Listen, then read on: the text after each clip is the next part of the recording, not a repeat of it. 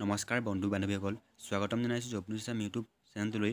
নতুনকৈ এটা বিভাগৰ পৰা পদ মুকলি হৈছে আৰু এই পদটো ক'ৰ পৰা ঈশ্বৰ কেতিয়া এপ্লাই কৰিব লাগিব, এডুকেশ্যন কোৱালিফিকেশ্যন কি বিচাৰিছে আজি এতিয়া সেই বিষয়ে ভিডিঅ'ত অতি কম সময়ত আলোচনা কৰিম।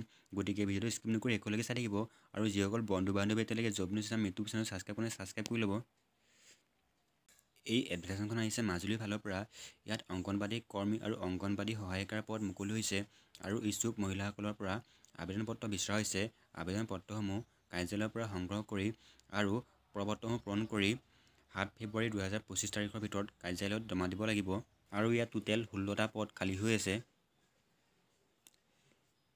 এই পষ্টটোৰ কাৰণে এপ্লাই কৰিবলৈ বয়স বিচাৰিছে 18 বছৰৰ পৰা ভিতৰত হ'ব লাগিব। অংগনবাদী কৰ্মীৰ পদৰ বাবে শিক্ষাগত অৰ্হতা বিচাৰিছে উচ্চতৰ মাধ্যমিক পৰীক্ষাত উত্তীৰ্ণ হ'ব লাগিব।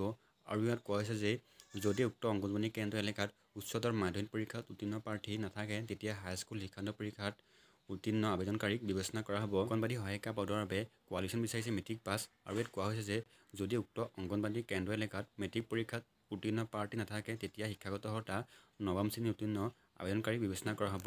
আবেদনকাৰীয়ে শিক্ষাগত অৰ্হতাৰ প্ৰমাণপত্ৰ আৰু নম্বৰ তালিকা, PRC আৰু লগতে বয়সৰ প্ৰমাণপত্ৰ, চৰকাৰী চিকিৎসকৰ স্বাস্থ্য সম্পৰ্কীয় প্ৰমাণপত্ৰ আৰু জাতিগত প্ৰমাণপত্ৰ, আধাৰ কাৰ্ড আৰু লগতে পাছপোৰ্ট চাইজ ফটো একপি কাৰ্যালয়ত জমা দিব লাগিব। আৰু ইয়াৰ এডভাৰটাইজমেণ্টখন ভিডিঅ'ৰ তলতে দিম, আপোনালোকে তাত গৈ ভালদৰে চাব পাৰিব।